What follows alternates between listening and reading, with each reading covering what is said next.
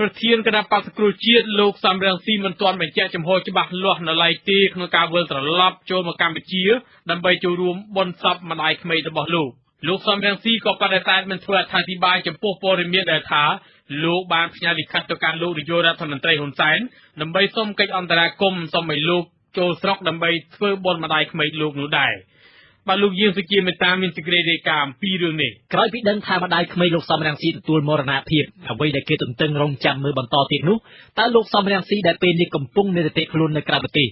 នឹងត្រឡប់មកកម្ពុជាវិញដើម្បីចូលរួមបុណ្យសពម្ដាយក្មេករបស់លោកដែរឬទេក្នុងពេលជាមួយគ្នាក៏មានសេចក្តីរាយការណ៍ថាលោកសំរងស៊ីបានផ្ញើលិខិតទៅកាន់លោកហ៊ុនសែនដើម្បីសុំអន្តរាគមន៍ឲ្យលោកបានចូលស្រុកដើម្បីចូលរួមបុណ្យសពម្ដាយក្មេកទោះជាយ៉ាងណាលោកសំរងស៊ីបដិសេធមិនបញ្ជាក់រឿងនេះឲ្យបានច្បាស់លាស់នោះទេថ្លែងមកកាន់អាស៊ីសេរីតាមទូរស័ព្ទពីប្រទេសបារាំងនៅរសៀលថ្ងៃទី25វិច្ឆិកាប្រធានបកប្រឆាំងលោកសំរងស៊ីមានប្រសាសន៍ថាលោកមិនអាចធ្វើអត្ថាធិប្បាយបានទេចំពោះព័ត៌មានដែលថាលោកបានផ្ញើលិខិតមកសុំអន្តរាគមន៍ពីលោកហ៊ុនសែនឬយ៉ាងណានោះព្រោះលោកថានៅពេលមិនទាន់មានចម្លើយណាមួយជាផ្លូវការដូច្នេះលោកថាបើឲ្យលោកបញ្ជាក់ថារឿងនេះជារឿងពិតក៏លោកមិនបញ្ជាក់បដិសេធក៏លោកមិនបដិសេធទោះជាយ៉ាងណាលោកសំរងស៊ីសង្កត់ធ្ងន់ថាបើធ្វើទៅបានលោកច្បាស់ជាមកចូលរួមបុណ្យសពម្ដាយក្មេករបស់លោកប៉ុន្តែនៅពេលសួរថាតើអ្វីទៅជាឧបសគ្គមិនអាចឲ្យលោកចូលបាននោះលោកថាអ្នកណាក៏ដឹងពីរឿងនេះដែរលោកមិនចាំបាច់អត្ថាធិប្បាយនោះទេខ្ញុំបានបញ្ជាក់បាញ់មិញហើយខ្ញុំអត់ចង់ធ្វើអត្ថាធិប្បាយអីទេពីព្រោះមិនទាន់ជាអ្វីច្បាស់លាស់អាចយើងមានយោបល់យ៉ាងម៉េចទៅចេះខ្ញុំមិនទាន់អាចនិយាយអីបាននៅពេលនេះបាទកាលពីថ្ងៃទី24វិច្ឆិកាលោកហ៊ុនសែនបានផ្ញើលិខិតមួយច្បាប់ទៅភរិយាលោកសំរងស៊ីអ្នកស្រីយូឡុងសូម៉ូរ៉ាដើម្បីចូលរួមរំលែកទុក្ខមរណភាពម្ដាយរបស់អ្នកស្រីគឺអ្នកស្រីមាសកេតសំភៈលោកហ៊ុនសែនថែមទាំងបញ្ជូនកូនប្រុសលោកគឺលោកហ៊ុនម៉ាណីទៅចូលរួមគោរពវិញ្ញាណក្ខន្ធសពម្ដាយក្មេកលោកសំរងស៊ីផងដែរលោកហ៊ុនសែនបញ្ជាក់ក្នុងលិខិតថាការផ្ញើលិខិតចូលរួមរំលែកទុក្ខនេះគឺជាកាយវិការក្នុងនាមជាជាតិខ្មែរដូចគ្នាភរិយាលោកសំរងស៊ីអ្នកស្រីយូឡុងសូម៉ូរ៉ាមិនដឹងថាតើលោកសំរងស៊ីមានតាក់ទងមន្ត្រីគណៈបកប្រជាជនកម្ពុជាឬយ៉ាងណានោះទេព្រោះថាអ្នកស្រីកំពុងជាប់រវល់រឿងធ្វើបុណ្យឲ្យម្ដាយអ្នកស្រីក៏មិនដឹងអំពីផែនការរបស់លោកសំរងស៊ីយ៉ាងណានោះដែរប៉ុន្តែអ្នកស្រីមិនសង្ឃឹមថាលោកសំរងស៊ីអាចចូលរួមបុណ្យសពម្ដាយក្មេកទាន់ពេលនោះឡើយព្រោះអ្នកស្រីថាពិធីបូជាសពនឹងប្រព្រឹត្តទៅនៅថ្ងៃទី27វិច្ឆិកាខាងមុខនេះហើយខ្ញុំជាប់រវល់រៀបចំបុណ្យជូនលោកយាយនៅនេះហើយដូច្នេះខ្ញុំអត់មានពេលតាក់ទងមួយគាត់ហើយជជែកអីទេគ្រាន់តែផ្ដល់ព័ត៌មានថាលោកជំទាវ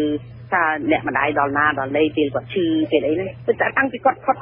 ដង្ហើមទៅដល់មកឥឡូវគាត់បាន24ម៉ោងផងហ្នឹងកាលពីពេលថ្មីនេះលោកហ៊ុនសែនបានចេញបញ្ជាឲ្យសមាជិកកម្ពុជាទាំងអស់ធ្វើយ៉ាងណាមិនអនុញ្ញាតឲ្យលោកសំរងស៊ីចូលស្រុកបានឡើយ